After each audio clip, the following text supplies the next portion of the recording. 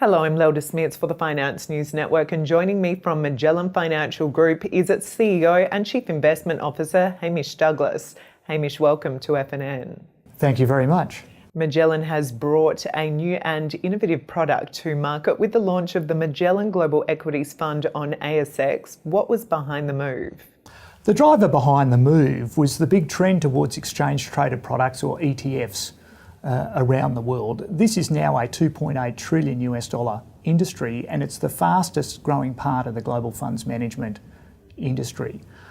Most of our product is being unlisted fund, and we're really wanting to put our unlisted fund in a form factor that's very easy and simple for underlying investors to transact, and we're bringing the Magellan Global Equities Fund as a ASX quoted version of our global equity strategy. Certainly. And Hamish, could you explain how the fund will work? Well, the fund will actually work like any ASX listed security, and it's going to be very straightforward for investors. Each morning we will publish the net asset value by 9:30, and then during the day we'll actually update the net asset value for any movements, actually every 15 seconds or so. We will act as the market maker and therefore create a relative tight spread around the net asset value in order for people to transact units on the exchange. And as I say, it's going to be very simple. It's going to be as easy as buying shares in Woolworths or BHP for underlying investors. Right, so how is the fund different to a listed investment company? Well, it's actually quite different to a listed investment company. A listed investment company is a closed-end vehicle. And as it's closed-end, it means it cannot access the liquidity of the underlying investments in the fund. The only liquidity comes from there being a buyer or seller on the stock exchange. And therefore, particularly in times of stress, a listed investment company could trade at a large discount to its underlying net asset value.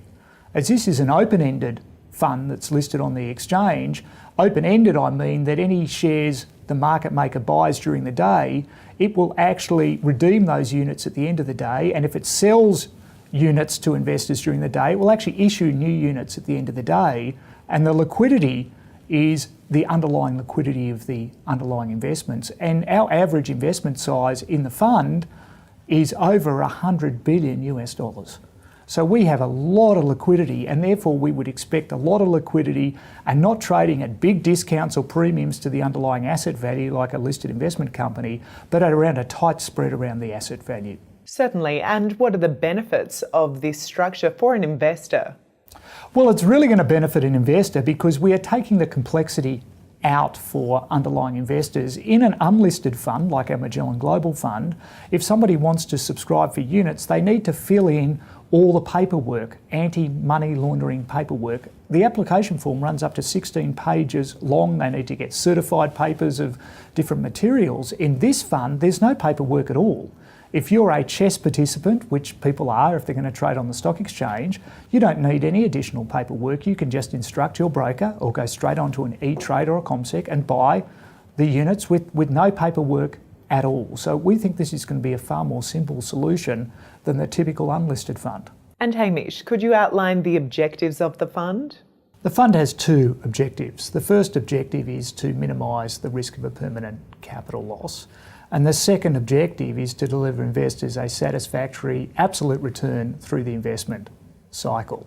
So how many stocks does the fund hold, and what are some typical companies that have been held?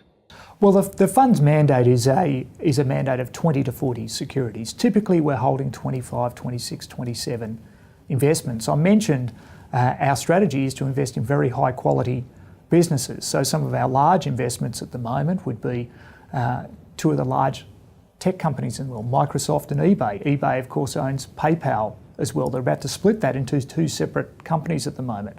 We've got a large investment in Nestle. Nestle is the world's largest food manufacturing business. People will know their coffee business and their ice cream business, but it's the world's leading pet care business as well.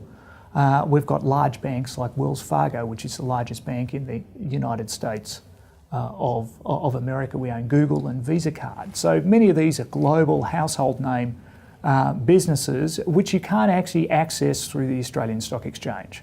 Finally, Hamish, how can potential investors invest? Potential investors can invest very simply like buying any share on the Australian Stock Exchange. they could ring up their stockbroker or financial advisor, and they will be able to make an order for them on the stock exchange and tell them the price at which it's trading. Or they could go directly to a CommSec or a Bell Direct or an E-Trade and buy the units on the exchange directly. Hamish Douglas, thank you for the update and congratulations on bringing the EQMF to ASX. A pleasure.